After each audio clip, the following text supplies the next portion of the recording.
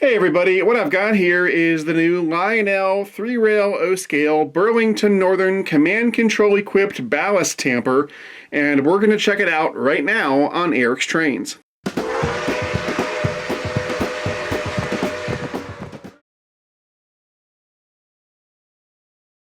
Alright, so as its name implies, the purpose of a ballast tamper is to tamp down ballast on the rails.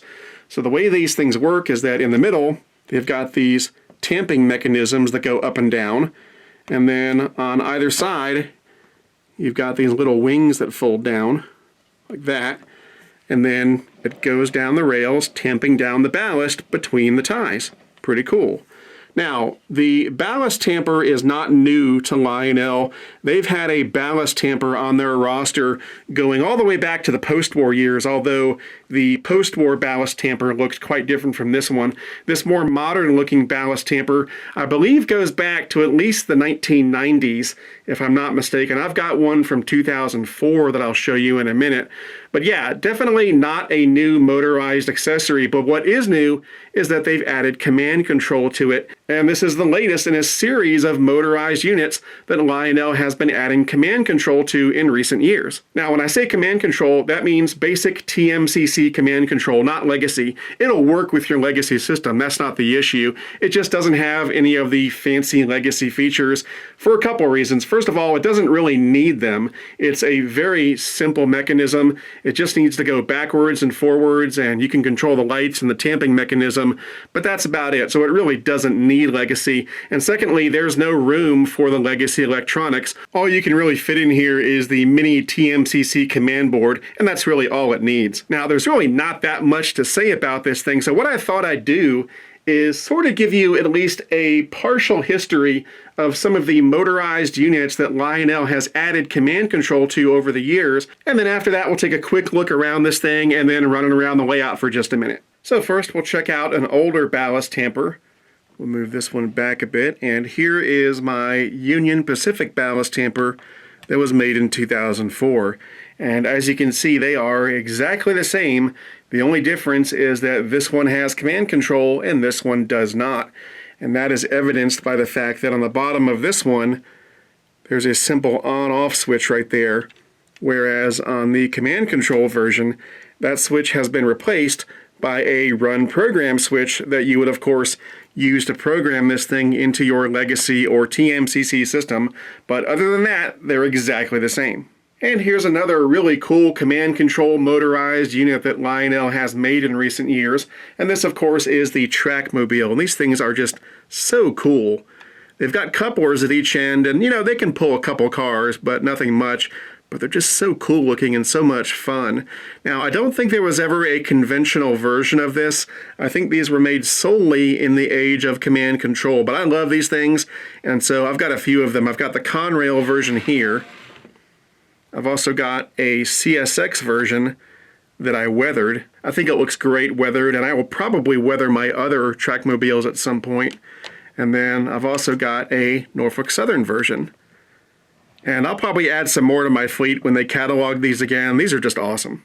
And then we've got the good old speeder. This is a Lionel N&W from 2005 that's conventionally controlled.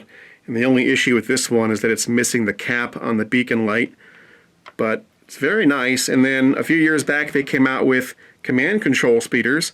So I've got two of those. Here's a BNSF, and then here's a Norfolk Southern. And they're pretty much the same. The only difference is that on the conventional version, you can see the entire interior of the cab through those windows, whereas on the command control version, they've got those two back windows blocked out to make room for the command control electronics. But other than that, they're exactly the same. The doors open up, and you can control the lights and move them backwards and forwards. Very simple operation, just like every motorized unit you're going to see today. These don't have sound. It's very basic operation.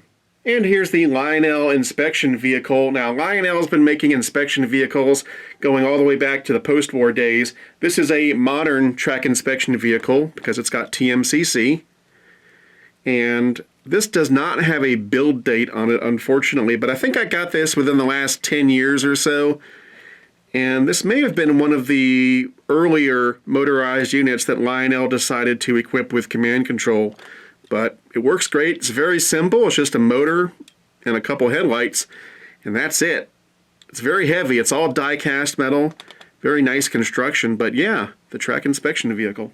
Then I've got this command-equipped snowblower, which of course is a reproduction of the original Lionel post-war number 58 Great Northern snowblower that was made between 1959 and 1961.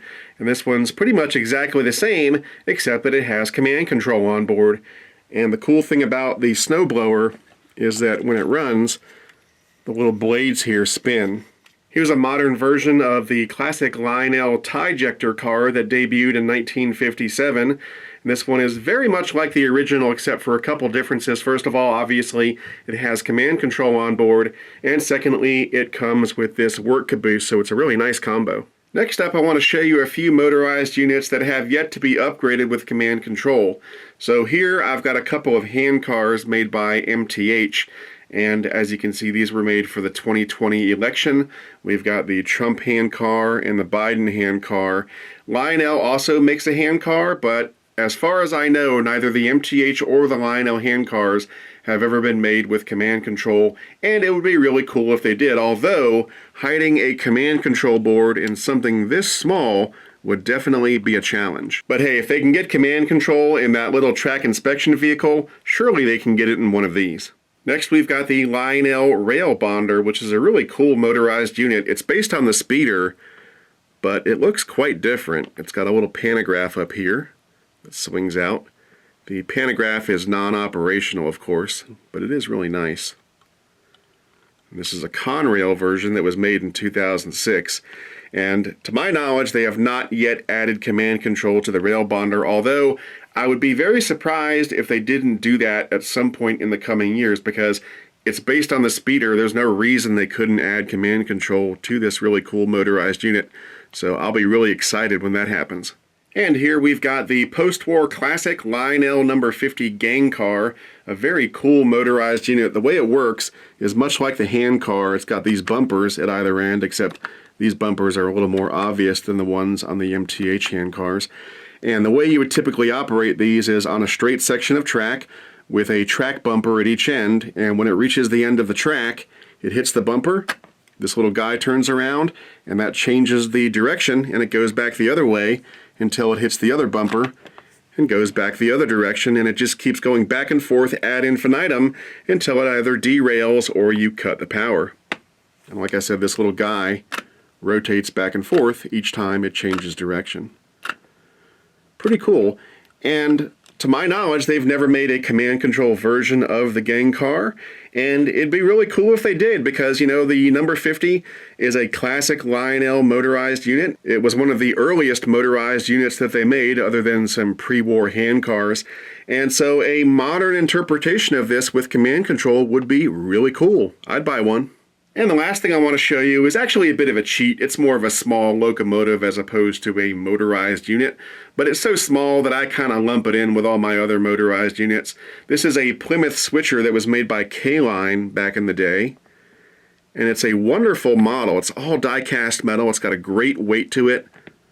Lighted marker lights and classification lights. It's got a headlight and a backup light and a cab light, and it's even got a smoke unit on board, which is incredible for something this small. And you know, Lionel acquired access to a lot of the K-Line models after K-Line went under, and yet to my knowledge they have not yet reissued the Plymouth switcher, and I think it would be great if they did, because it's such a wonderful little model and there's no reason you couldn't add command control to it.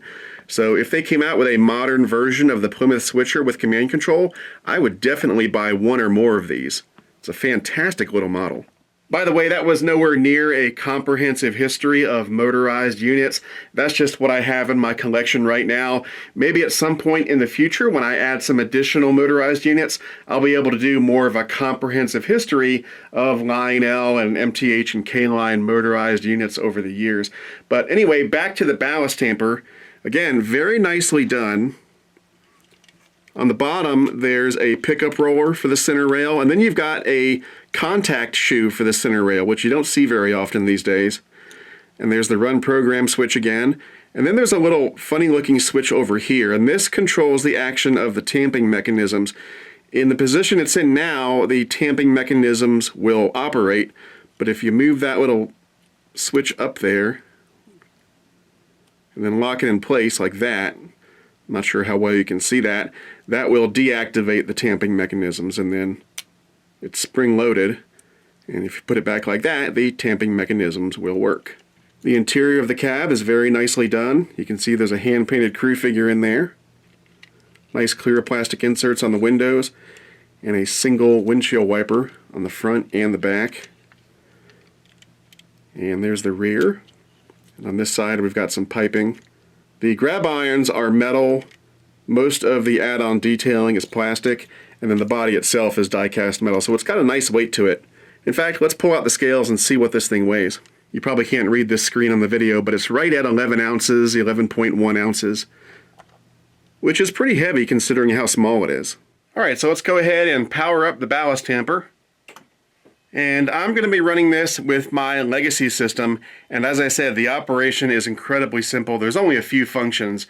You can go backwards or forwards with the direction, you can use the throttle wheel to regulate the speed, or you can use the boost and brake features on your legacy remote, these things right here, to do sort of an incremental speed control, which they say is useful when you're going up and down hills. You can turn the lights off with the aux 2 key, like so. And then if you hit aux 1 and 0, that resets it into a forward direction. And they do that because there is no directional lighting on this thing, and so you can't tell at a glance which direction this thing is about to go. And so if you're unsure, you can hit aux 1 and 0, and that'll reset it into the forward direction. And that is pretty much it when it comes to running this thing. So let's go ahead and take it for a spin. On your mark, get set, go!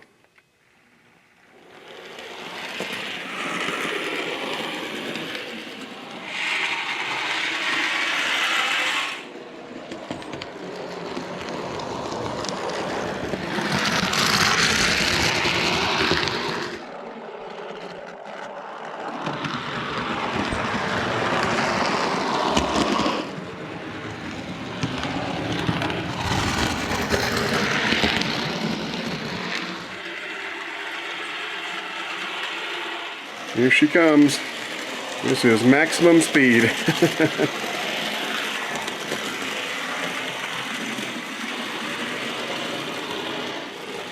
And backwards as well.